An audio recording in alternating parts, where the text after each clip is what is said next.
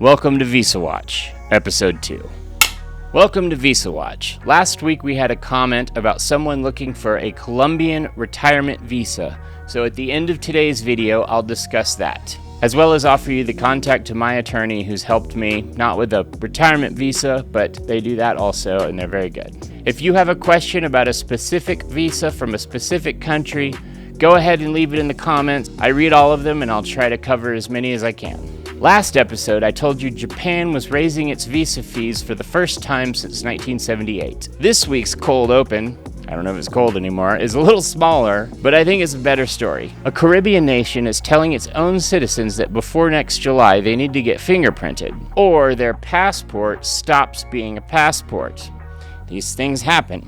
That's this week's VisaWatch, 5 quick hits and then something a little deeper. Let's go. South Korea. Quick follow-up to last week. South Korea's new workation, didn't name it, visa, launched with friendlier income rules, and the early reception is in. Reports found remote workers excited about the eased terms, but also flagging the obvious catch. The visa nudges you towards smaller cities outside Seoul, and some of those cities don't yet have the infrastructure remote workers need. Cheaper visa, harder logistics. But it's South Korea, a lot of people are betting this is gonna be their century, so I'm sure they're working on it. Turns out high-speed internet and quiet coffee shops are slightly harder to subsidize than a visa fee. Speaking of Korean coffee shops, back in LA I used to drive out to K-Town just for that. Also for the barbecue, but mostly for the cafes. The coffee culture there is unhinged in the best of ways, and I mean that as a compliment. There's one place where the whole building was built to look like the Titanic. Full ship,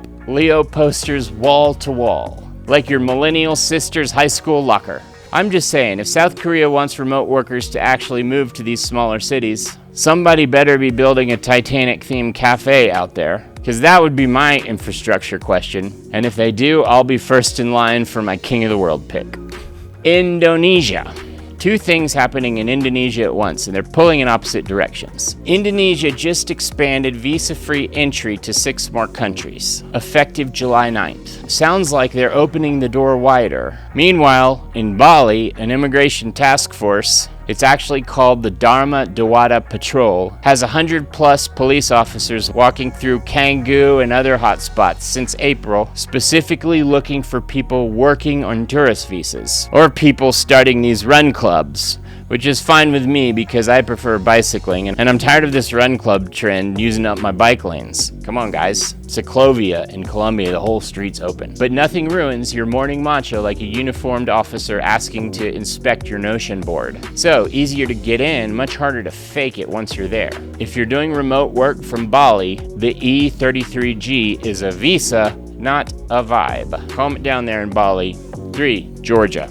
This one I want to flag is unresolved because half the internet is telling you it's settled and it isn't. Quick facts first, since a lot of you actually use this one. Georgia's digital nomad stay option runs 12 months. Requires either $2,000 a month in income or $24,000 in savings, plus health insurance, and it's free to apply, no visa fee at all. It also doesn't renew, so when the year's up, you're out or you're switching to something else. But it gets a little murky. Georgia's new labor migration law technically requires work permits for most foreign nationals as of this year. Some immigration firms are now saying remote workers serving only foreign clients are exempt. Other immigration firms just recently are calling that exact same exemption a gray area the government hasn't fully clarified. Same law, different lawyers, different answers. If you're in Georgia on remote income right now, this is not the week to assume either version is settled. Get it in writing from someone licensed there. 4.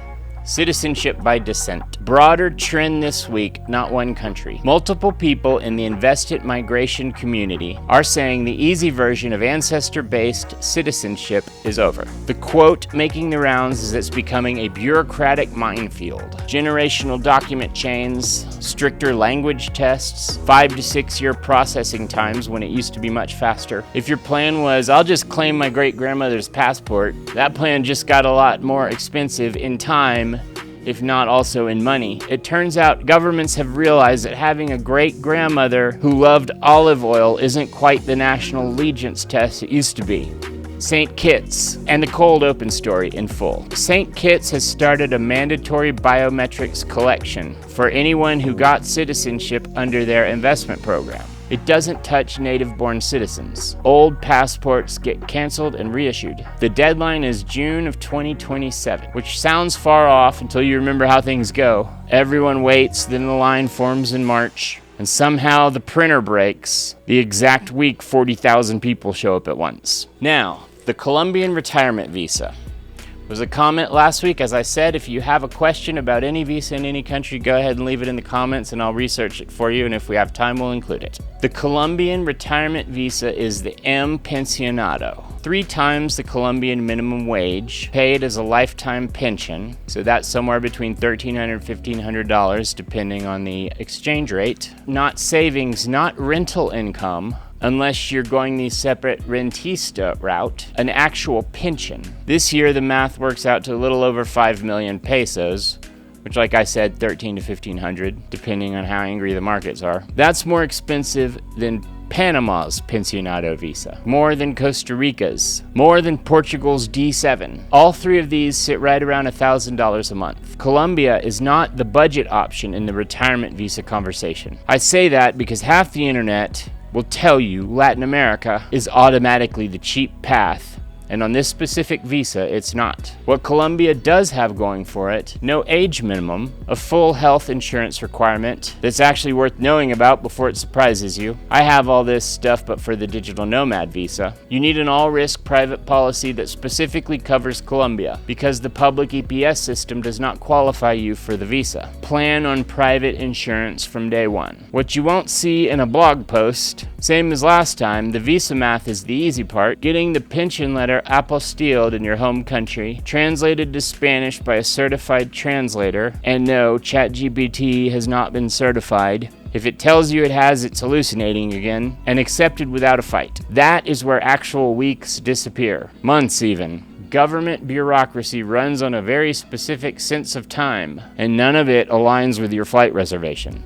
A few friends of mine have gone through this process here in Colombia, and the one piece of advice they'd all repeat: start the apostille and translation before you book a flight, not after you land. It's the same lesson as the digital nomad visa. The visa is the easy part. The paperwork around it is everywhere else. I work with Langen Law Group out of Colombia and New York. I've used them and they helped me get through some complicated stuff, so I'm sure they could help you. Links in the description. Full transparency, I get commission if you use them. I'm telling you that up front because I'd rather you know the incentive than wonder about it later. They know these visas really well, and if you reach out, mention I sent you. And again, I'm not just recommending them, I am also a client. Or whatever. Was that Men's Warehouse? That's this week's report. St. Kitts just told its own citizens to get your fingerprints in before next July, or that passport in your drawer stops working. Deadlines that feel far away have a weird way of arriving exactly on schedule. Now the part I'm required to read. Rules like this shift fast and vary by nationality. Always confirm with the official consulate site or an immigration lawyer before you file. See you next week.